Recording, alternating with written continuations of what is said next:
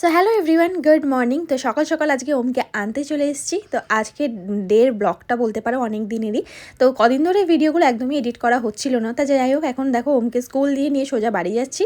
আর এখন এই মুহূর্তে আছি শালকিয়া চৌরাস্তার কাজটা। তো দেখতেই পাচ্ছ ওম কিন্তু ভীষণ খুশি রিস্কায় উঠে।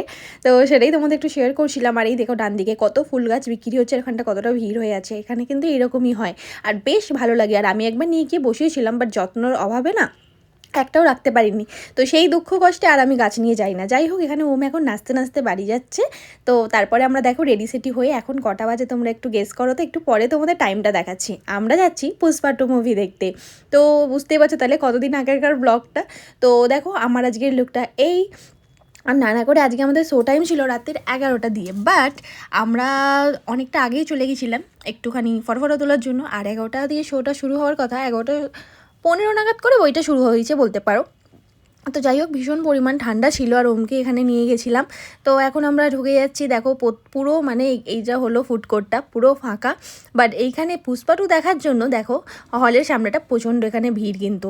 যাই হোক চলো, এখন কিন্তু ভেতরে এন্ট্রি করব। আর আমরা যাবো এই 3 নম্বর গেটটা দিয়ে। তো যাই হোক, এখন ওখানটা ক্লিয়ার হচ্ছে, কারণ এর আগেও একটা শো ছিল রাত্রির 10টা দিয়ে না 9টা দিয়ে আই থিঙ্ক। তো দেখো আজকে এই যে ওম আমি সবাই মিলে মজা করব, ভয়তে এটাই পাচ্ছি যে ওম পুরো মুভিটা আদৌ দেখতে দেবে তো। কি মুভিটা দেখতে দেবে তো নাকি? হ্যাঁ, দেখতে দেব। আচ্ছা, তো চলো একটুখানি তোমার ফটো তুলি। হ্যাঁ। তো এখানে ওম দেখো বসে বসে এখন ফটো তুলছে, ওর বাবাও বসে আছে। আর ওম ওখানে বসে বসে কী বলছিল? চিজ। মুভিটা তোমার কেমন লেগেছে? ভালো লেগেছে। কিরম ঢিসুম ঢিসুম মারছিল বলো তো? ঢিসুম কেমন করছিল? বক্সিং করছিল? জয়রাম বলছিল পাগল। দেখো নাচানাচি করে এখানে এত দুষ্টুমি করছিল, কি বলবো তোমাদের। ওর বাবা একটু চোখটা দেখে বুঝতে পারছো রেগে গেছিলো ওর ওপর। আর এখানে আমরা একটু মস্তি করছিলাম।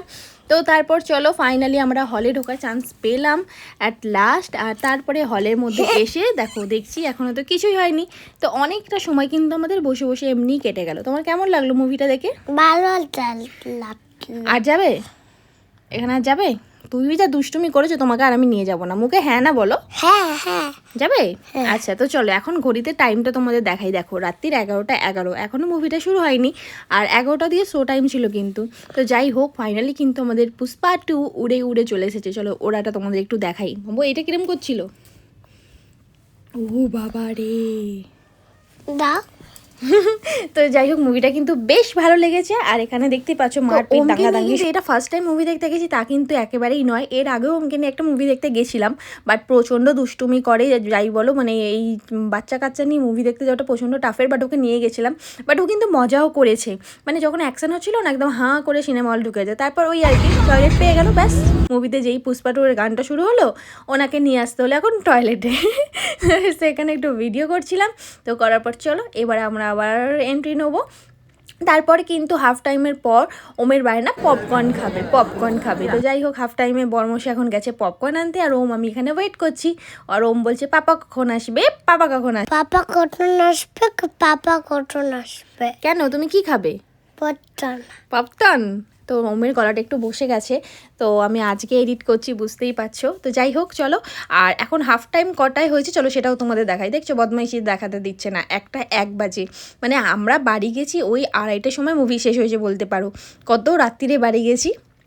তো যাই হোক, ফাইনালি কিন্তু বর্মশাই এবার পপকর্ন নিয়ে হাজির হয়ে গেছে। তো পপকর্নটা খেতে খেতে মুভি দেখতে কিন্তু বেশ ভালোই লাগে, আর এরকম কানা রাতে। তো দেখো এখন আমরা পপকর্ন খাবো আর মুভিটা এনজয় করব।